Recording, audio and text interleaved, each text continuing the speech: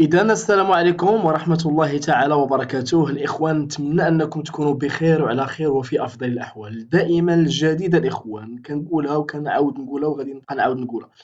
أي مستجد غادي تلقاه في القناة، لا سواء بالنسبة للتوجيه، لا سواء بالنسبة للمباريات، لا سواء بالنسبة للتوظيف، يعني أي حاجة عندها علاقة بهاد لازون هادي كلها، فراه غادي تلقاو بيان سور دائما الجديد في هاد القناة هادي. اللي مازال ما مفعلش الجرس ولا ما مشاركش في القناة فما عليه إلا يشارك بيان سور، هذه الأولى. ثاني حاجة، ما كرهناش يحاول يشوف لي فيديو اللي كنديرو دوبوي لونطون شحال هادي باش هكا يستافد بيان سور. دونك اليوم غادي نتكلموا على المباراة ديال الجمارك بيان سور، ديال لي دوان بيان سور. دونك غادي نحاولوا اننا نشرحوا لكم كيف ما متعودين دائما، غادي نحاولوا اننا نشرحوا لكم داكشي ديال لي ديتاي باش كلشي يفهم ان شاء الله الرحمن الرحيم. وحاجه اخرى الاخوان، اللي بغى انه حنا راه كنقوموا بعمليه تسجيل، ولكن هذه العمليه ديال التسجيل فهي مؤدى عنها وبثمن رمزي. وهذا هاد العملية ديال التسجيل كتشمل جميع المباريات، لا سواء المباريات الولوج إلى المدارس العليا، لا سواء بالنسبة للمباريات ديال التوظيف، يعني أي حاجة فهي مؤدى عنها. ولكن بطبيعة الحال هاد الخدمة هذه فهي بالثمن، ولكن واحد الثمن اللي هو رمزي بيان سور، فهمنا. دونك على بركة الله غادي نحاولوا أننا نديطايو لكم هاد المباراة هذه، ونعطيوكم بيان سور الشروط إلى آخره. دونك على بركة الله الإخوان غادي نجيو لهنايا. بطبيعة الحال هذه المباراة هذه شكون منظمها وزارة ديال الاقتصاد والمالية، وزارة ديال الاقتصاد والمالية، يعني المينيستير دو ليكونومي اي دي فينانس بيان سور. دونك إعلان عن تنظيم مباراة لتوظيف حراس الجمارك من الدرجة الثالثة. فاش كنقولوا من الدرجة الثالثة صافي كنتكلموا على ليشيل 6، يعني السلم 6. قال لك تنظم وزارة الاقتصاد والمالية يوم 21 أبريل 2024 بمدينة الرباط، يعني من مور رمضان إن شاء الله الرحمن الرحيم، وبمدن أخرى تحدد لاحقا مباراة لتوظيف حراس الجمارك من الدرجة الثالثة سلم 6 بإدارة الجمارك والضرائب الغير مباشرة. ويحدد عدد المناصب المعتبرة في شأنها في 500 منصب، يعني 500 بوست بيان سور، وذلك من أجل تعزيز الموارد البشرية العاملة بمصالح الفيالق الجمركية والتي تطلع بمهام الحراسة والمراقبة ومحاربة الغش التجاري إلى آخره. وبطبيعة الحال حنا عارفين بأن أي مباراة بطبيعة الحال فراه كاينة واحد الكوطة ديال 25% كتمشي بالنسبة لدوك الناس، يعني واحد الفئة ديال الناس بيان سور اللي عندهم صفة مقاوم أو لا مكفول الأمة أو لا عسكري قديم أو لا محارب قديم بيان سور، كيف ما جرى العرف بطبيعة الحال. إذا نتوما شنو كيهمكم هنايا؟ كيهمكم الشروط ديال المشاركة، الشروط ديال المشاركة هي اللي كتهمنا حنا كاملين. أولا، تفتح هذه المباراة في وجه المترشحين المتوفرين على الشروط التالية. بيان سور خص تكون عندك ناسيوناليتي ماروكان، هذه راه لا غبار عليها ما نتناقشوش فيها. ثاني حاجة أن يبلغوا 18 سنة على الأقل و25 على الأكثر، يعني إلا كنتي لاج ديالك كيطرح ما بين 18 عام و 25 عام، ماشي قل من 18 عام وماشي أكثر من 25 عام، فهاد المباراة راه كتعني ليك أنت. ويمكن تمديد حد السن المذكور لمدة تعادل مدة الخدمات المدنية أو العسكرية السابقة الصحيحة أو الممكن تصحيحها لأجل التقاعد من غير أن يتجاوز 30 سنة. الشروط الأخرى بالنسبة للدبلوم هو أن يكونوا حاصلين على شهادة البكالوريا في إحدى الشعب التالية: علوم فيزيائية، علوم حياة الأرض، علوم رياضية، علوم زراعية، علوم اقتصادية، تدبير محاسبات، ميكانيك، علوم تكنولوجيا إلى آخره. الحاجة اللي بغيت نقول لكم هنا وهو أن هذه المباراة هذه الإخوان فهي يعني كتشمل فقط الناس العلميين، يعني الأدبيين سمحوا لنا فهاد المباراة هذه ما كتعني لكمش نتوما، هاد المباراة كتعني فقط الناس اللي عندهم بكالوريا علمية بطبيعة الحال، فهمنا. دونك هذه الإخوان باش نكونوا واضحين، اللي أدبي لا ما يدفع ليها الإخوان، كنهضروا على الناس العلميين. تري بيان. دابا الإخوان غادي نمشيو كما يجب أن تتوفر في المترشحين لمباراة التوظيف في درجة حارس الجمارك من الدرجة الثالثة الشروط الخاصة: أن يكون مصاب بأي مرض أو عاهة تضعف قدرته البدنية إلى آخره. حنا عارفين بأن هذه المسألة هذه الإخوان راها مهمة بزاف، لأننا فاش كنتكلموا على المباريات العسكرية والشبه عسكرية راه تنربطوها ولا دائما هاد النوع ديال الوظائف تيكونوا مرهونين بالطبيعه الجسديه ديال الكونديدا ديال المترشح. ما يمكنش واحد غادي يدخل واحد الوظيفه اللي ممكن انه غادي يدير واحد ليفور، وغادي غادي تكون فيه شعاعه ولا شي حاجه ما يمكنش. دونك ضروري بطبيعه الحال السلامه العقليه والنفسيه الى اخره.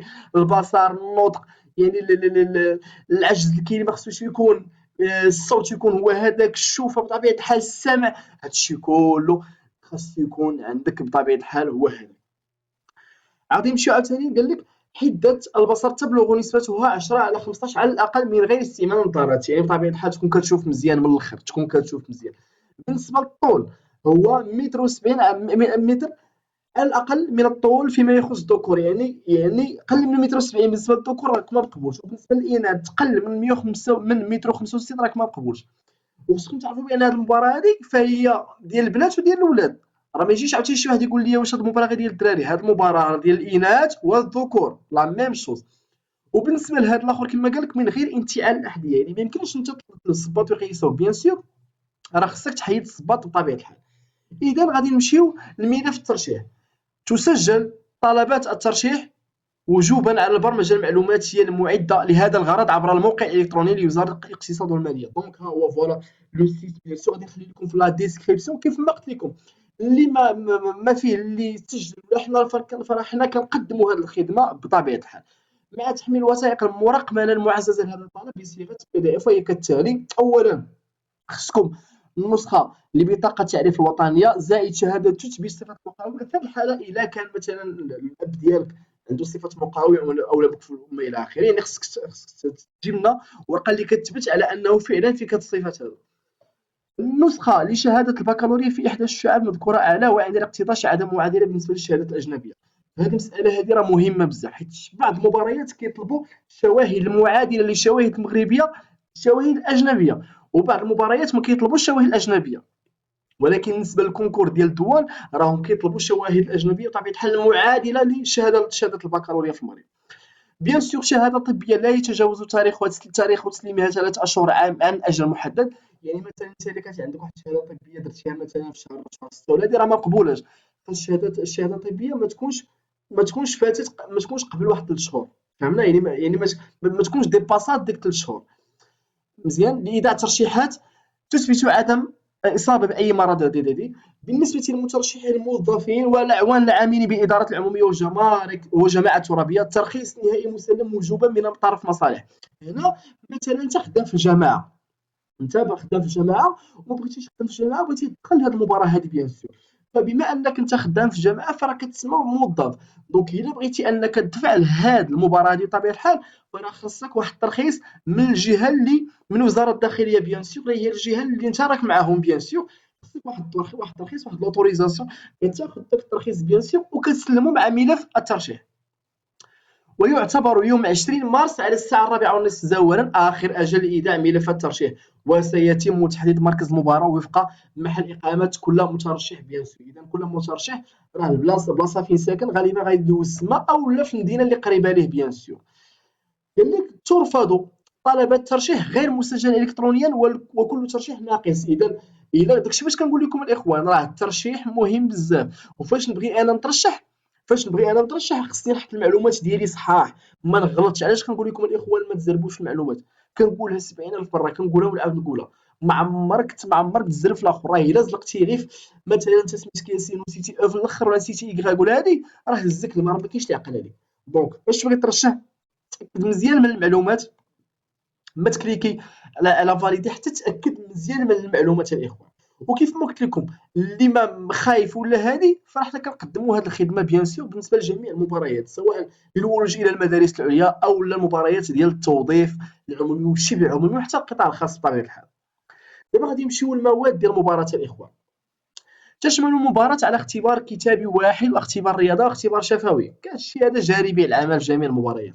بالنسبة للاختبار الكتابي عندكم كوفيسيون جوج والمدة الزمنية ساعتين، يشتمل على أسئلة ذات اختيارات متعددة، يعني لي QCM لي كيسيون أشوا ميلتيبل، أو سؤال أو أسئلة تتعلق بالمهام والوظائف المرتبطة بالدرجة المعتبرة بشأنها أو لها علاقة بالتخصصات المطلوبة أو بمواضيع اقتصادية اجتماعية ثقافية علمية بطبيعة الحال.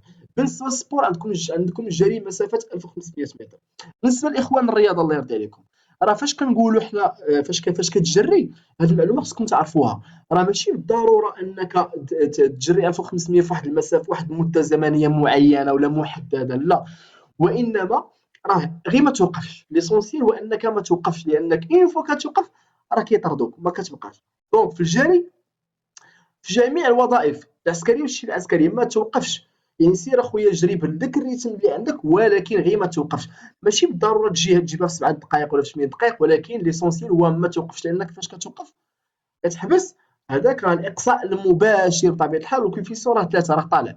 بالنسبه للاختبار الشفوي، تناقش فيه لجنة المباراة مع المترشح مواضيع مختلفة وأسئلة في تخصص مطلوب بهدف تقييم يعني الشفوي. راه جاري بالأعمال كتكون عند واحد 20 دقيقة ولا 30 دقيقة. طبيعي يسولي أسئلة، راه غادي يسولي أسئلة اللي عندها علاقة بالوظيفة، ما غاديش يسولي أسئلة رياضية ولا ثقافية. مرة ربما يقدروا يطرحوا لك سؤال ثقافي، ولكن في المجمل ديال الأسئلة اللي كيكونوا في الشفوي راه كيطرحوا عليك أسئلة اللي عندها علاقة بيان سور بلي دوان، بيان سور بالحراس الجمارك. إذا لا يقبل، نمشيو للآخر، لا يقبل لا يقبل اجتياز اختبار الرياضة إلا مترشح حاصل على نقطة تساوي فوالا. هنا هاد النقطة هادي مزيانة. دونك هنايا كاين لي زيسكالي كيف ما كنقولوا. إذا أنت دابا إلا مثلا ما جبتي قل من 12 راه ماك صافي كتإليمينا، يعني بحال اللي كنقولوا الغربالة. كدوز من لا بروميير ايتاب لا دوزيام ايتاب لا تخوازيام ايتاب. ها هما راه قالوها لك، راه إلا جبتي قل من 12 في الكتابي راه ما غاديش دوز الشفوي. يتأهل للاجتياز الشفوي المترشح حاصل على نقطة تساوي على الأقل في اختبار الرياضة. يعني في الرياضة على الأقل جيب 10. وراه هادشي قلت لكم أنا، بغيتي تجيب 10 شوف، إلا بغيتي تجيب 10 ما توقفش صافي. إلا بغيتي تجيب 10 ما توقفش. وهاني عطيت لكم الإخوان لو سكري. سيزاول مترشح ناجح مهام بحملهم السلاح الوظيفي تمده به الإدارة وارتدائهم البدلة الرسمية تسلمها إياهم الإدارة كما سيخضعون لتكوين جمركي وآخر عسكري قبل تعيينهم بأماكن عملهم بمختلف المصالح الجمركية عبر التراب الوطني. تقوم هذه المهم احنا الليسونسيال راه عرفناه. ملحوظة: سيتم الإعلان عن لوائح المترشح المدعوين للاجتياز، هذه اللي كتهمنا، الاجتياز الكتابي وكذا نتائج مباراة يعني غتدخلوا لو سيت بيان سور، اولا بالموقع الالكتروني ديال فينانس غوف بايما بيان سور، وبالموقع الالكتروني ديال الدوان. وبطبيعه الحال شوف راه هذوك لي ريزولطا راه كيبانوا سيغ لي ريزو سوسيو، هذه حاجه معروفه بيان سور. ويعتبر الاعلان بمثابه استدعاء، يعني هذاك الاعلان ديال النجاح راه اوتوماتيكمون هذاك بمثابه استدعاء. دونك ما تسناش انت الاستدعاء توصلك للدار، راه فاش كتعلن بانك راه طلعت سميتك دونك هذاك راه استدعاء. كما سيوجه استدعاء المترشحين المقبولين لجهاز هذه المباراة مقبولين لجهاز، يعني بطبيعة الحال خصك تشوف البريد الإلكتروني ديال بيان سور باش تعرف لي ديتاي ديال لي ديتاي، تعرف القسم فين غدوز، المؤسسة فين غدوز، المدينة فين غدوز. والله ولي التوفيق الإخوان، نتمنى لكم التوفيق إن شاء الله، إن شاء الله الرحمن الرحيم. الله يعاونكم.